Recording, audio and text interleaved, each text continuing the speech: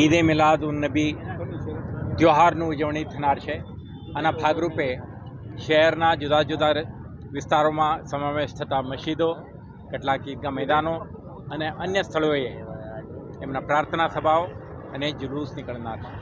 શહેરમાં લગભગ 56 જુલુસો પારંપરિક રીતે નીકળતી હોય છે. આ અંગે આયોજકો સાથે આપણા બેઠક, શાંતિ સમિતિની બેઠકો અને તે અંગે કરવાની થતી સુરક્ષા સંબંધિત વ્યવસ્થાઓ અંગે શહેર પોલીસ અંતર્ગત સમાવેશ થતા જુદા જુદા પોલીસ સ્ટેશન, એસીપી, ડીસીપી કક્ષાએ બેઠકો પણ યોજવામાં આવી છે.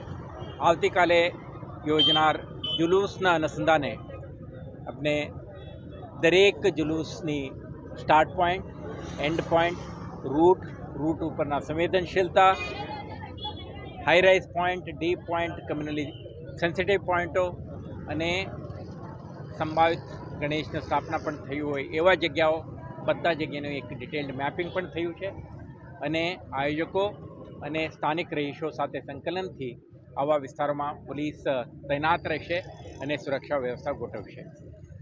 આના ભાગરૂપે આવતીકાલે લગભગ એક જોઈન્ટ કમિશનર, 8 ડેપ્ટી કમિશનરો, 13 જેટલા આસિસ્ટન્ટ કમિશનરશ્રીઓ, 43 ઇન્સ્પેક્ટર્સ, 86 સબ ઇન્સ્પેક્ટર, 1700થી વધારે પોલીસ અધિકારી કર્મચારીઓ, ટીઆરબીના અને હોમગાર્ડના 700 માનદ વેતકો અને સ્થાયી રૂપે તૈનાત કરેલ 3 કંપની એસઆરપી ઉપરાંત પણ એક વધારના એસઆરપી કંપની પણ તૈનાત રહેશે અને સાથે સાથે તમામ જુલુસોના મોનિટરિંગ કરવા માટે સીસીટીવી કેમેરા આધારિત વ્યવસ્થાથી આપણે મોનિટરિંગ પણ રાખીશું અને કન્ટિન્જન્સીના ભાગરૂપે